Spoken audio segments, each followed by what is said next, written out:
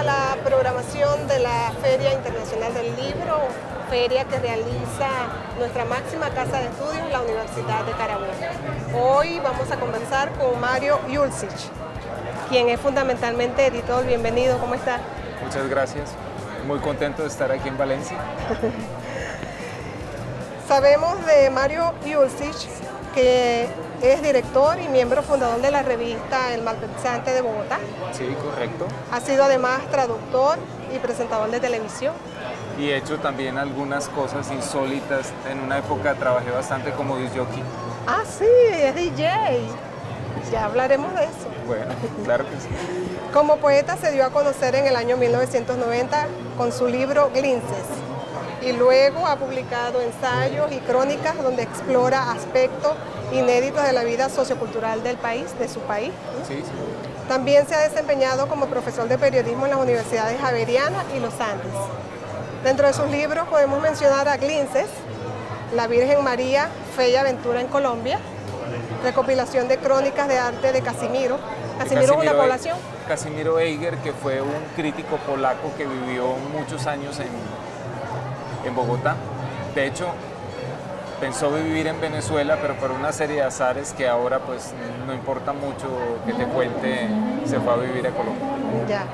Y actualmente está escribiendo un libro sobre la salsa en Bogotá. Bueno, ya es bastante. ¿Y por qué de salsa? Bueno, la verdad, primero, yo escribo una parte del libro, pero en realidad soy el editor.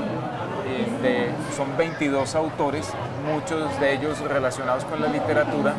En el caso colombiano y en el caso particular de Bogotá, mucha de la gente que se ha dedicado a la literatura tuvo en su juventud una relación muy poderosa con la salsa. Antiguos militantes de la izquierda, hay unos vasos comunicantes profundos entre la izquierda y la salsa en Colombia. Y en este libro lo que estamos explorando es todas esas historias. Los bares, los bailarines. Hay casos, por ejemplo, como Tomás González, que es uno de los escritores colombianos actualmente más conocidos, que durante un año de su vida él fue cantinero de un bar muy conocido en la ciudad que se llama El Goce Pagano, y además su primer libro, su primera novela, que se titula Primero estaba el mar, fue publicada por ese bar de salsa. Es decir, va a ser un libro con una gran melodía. Mucho, y con muchos tonos y muchos registros. Qué bueno. Bueno, ya tendremos la oportunidad de acercarnos a él. Sí, bueno, sale en febrero del próximo año. Ya, estaremos pendientes. Bueno. ¿Cómo se produce ese encuentro entre usted y la literatura? A veces hay azares grandes en eso. La familia cuenta bastante en eso. Mi papá y mi mamá leían mucho, pero de una manera desordenada, y no eran particularmente afectos a tener libros. Lo que yo sí conté fue mucho con libertad absoluta para leer cualquier cosa. Entonces ya desde muy niño, por una combinación de azares que eran las bibliotecas del colegio, las bibliotecas que tenían amigos y algunas cosas sorprendentes, pues fui empezando a leer. Cuando digo cosas sorprendentes es que nadie me cree, pero la primera vez que yo leí a Kafka fue en Cosmopolitan, porque Cristina Saralegui había decidido que la chica Cosmo también tenía que saber de libros. Y empezaron a publicar una serie pues, de textos cortos. Y ahí, además de Kafka, leí 5 o 6 autores bastante importantes. Qué valiente leer a Kafka a tan temprana edad, ¿no? No sé, pero era Cosmopolitan entonces. La revista El Malpensante, de la cual es fundador y actualmente director, está considerada como una publicación cultural hecha para la lectura. Hablemos de los criterios que ustedes poseen y que se utilizan a la hora de editarla. Yo casi que lo reduciría a uno solo, que es la curiosidad. Queremos que los lectores sientan la misma curiosidad que nosotros tenemos por multitud de temas. ¿Y si lo han logrado? Mira, yo no soy el más indicado para calificarlo, pues era arte y parte de la cuestión, pero todo el tiempo estamos tratando de hacernos preguntas y esas preguntas convertirlas en artículos que respondan de una manera satisfactoria sobre eso. Hace un rato en la mesa ponía yo un ejemplo de esas crónicas. Hace poquito contratamos a un periodista para que durante un mes entero viera Telesur, 8 o 9 horas al día. Y este periodista estuvo eso y bueno, vamos a publicar una crónica de cómo es ver Telesur 8 horas al día. En su país es usted considerado un periodista cultural, con una vasta experiencia en el mundo de la poesía, de la edición, de la investigación y de la melomanía, o sea, la música. Sí, sí. ¿Qué influencia su trabajo y su pasión por este mundo? Bueno, nuevamente te volvería a decir lo mismo, o sea, la curiosidad. Yo a mí mismo, más que como un periodista cultural, me pienso como un Pac-Man. Hay cosas muy distintas que atraen como mi atención. Y yo intento que la curiosidad que me produzcan esas cosas se vea reflejada en el contenido de lo que acabamos publicando en la revista. Entonces, pues, a mí me interesa mucho, por ejemplo, la música del Caribe. Y en la revista constantemente estamos haciendo investigaciones sobre eso. Qué sé yo, te pongo un ejemplo.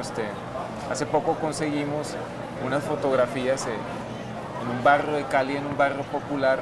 Richie Ray hizo un ensayo con un grupo de músicos de la ciudad y alguien tomó unas fotografías. Bueno, las rescatamos y las publicamos en la revista con una pequeña nota sobre cómo ocurrió ese encuentro entre este músico puertorriqueño y esos jóvenes de ese barrio bajo caleño. En su trabajo literario, ¿por cuáles autores se siente influenciado? Mira, cambian todo el tiempo. Pues, por supuesto, tengo algunos amores que han durado y que no son los más obvios. A mí me gusta muchísimo un escritor mexicano que se llama Gabriel Said. Es esencialmente ensayista, aunque ha escrito también poesía, o un alemán que se llama Hans Magnus Enzensberger. Creo que a los dos los vincula como una especie como de inteligencia chispeante que se nota muchísimo en sus ensayos. Y siento pues que la lección que ellos transmiten a través de sus textos me ha influido mucho. ¿Cuál considera usted que es el mejor género para abordar el tema cultural? Depende un poco como de las circunstancias. Yo le tengo debilidad a las entrevistas. Creo que las entrevistas de fondo, con buenas preguntas, con conocimiento de la obra de la persona que se tiene adelante, rinden frutos muy interesantes. Pero por supuesto, pues, la crónica, también la crítica de libros. Es muy amplio el menú y no creo que debamos reducirnos solo a un género específico. Claro. En su experiencia como profesor y formador de jóvenes, ¿cómo ve usted la relación entre los jóvenes y todo lo que es el arte y la cultura en general, incluyendo la poesía, por supuesto? Si juzgo por mi experiencia, me parece que tienen un conocimiento más amplio que el que tenían generaciones anteriores. Hay mayor interés. Mira, yo no sé si mayor interés, pero sí más conocimiento y creo que es natural. A través de internet, de las redes sociales, hay una cantidad de información en circulación que era mucho más difícil tener antes. Si eso se traduce en mayor interés, pues habría que verlo. Creo que más o menos es constante. O sea, gente que conoce algunas cosas básicas, pero los que se acaban interesando de verdad son unos pocos. El lema de esta FILU, o de esta feria, es el lugar del lector. ¿Qué lugar ocupa el lector para ti? Para mí es muy natural hacerme esa pregunta, porque yo me pienso a mí mismo como un editor, y un editor es fundamentalmente un representante del público ante el autor. Entonces, yo cada vez que leo un texto, casi que por deformación profesional, estoy haciéndome las preguntas que un posible lector de ese texto se estuviera haciendo. Entonces, casi que de manera natural me siento en el lugar del lector, que además hay que decirlo, es el lugar protagónico de la literatura. Así es. ¿Algo más que quieras decir? No, sobre eso, digamos que a veces algunos de los dramas de la literatura tienen que ver con que se ha perdido muy de vista al lector. Y eso, ojo, eso no significa ser complaciente con lo que ese lector quiere. Yo diría que es al contrario. Un buen autor es un autor que de cierta manera reta a los lectores. reta de una manera seductora. ¿Tú no crees que a veces esos tropiezos que uno tiene con la lectura se produzcan en algunos géneros de la literatura, como por ejemplo el ensayo? Sí, claro. Hace un rato en la charla yo decía que una de las razones por las cuales acabamos haciendo el malpensante Andrés Hoyos, que es la otra persona con la cual yo fundé la revista, es que nos producía muchísima irritación la forma de escritura que se había derivado del estructuralismo y del postestructuralismo francés. Cuando yo estudié en la universidad a comienzos de los años 80, pues era como el sistema teórico dominante y eso se traducía en una escritura muy confusa y muy oscura. Yo estoy firmemente convencido de que la cortesía de la literatura con los lectores es la claridad. Estamos obligados a escribir de una manera lo más transparente posible, en un tipo de escritura como muy tersa que cualquier persona pueda comprender. Y en la revista que yo hago, pues le dedicamos grandes esfuerzos a conseguir ese objetivo. Bueno, muchísimas gracias, Mario, por acompañarnos en esta entrevista y por estar aquí en la Feria Internacional del Libro. Gracias a ustedes y además por la invitación, porque siempre me gusta mucho venir a Valencia. Gracias.